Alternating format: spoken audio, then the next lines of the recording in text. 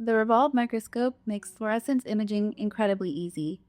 Everything is driven through our touch interface, and as you can see, no darkroom required.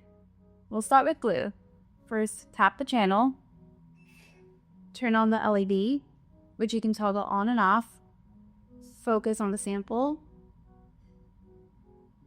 dial in the settings, and then when you're happy, select Capture.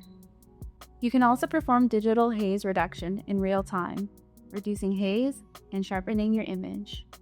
To go to the next channel, simply tap green and repeat the process.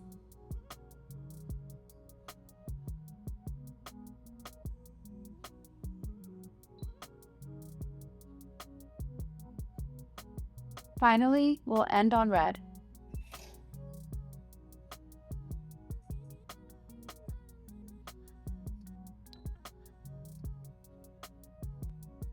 You now have a 3-channel overlay. If you want to recapture any of your channels, simply swipe away the image you don't want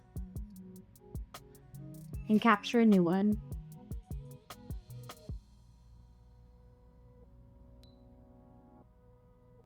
You can also simply use 2 fingers and it will capture all the channels in one go.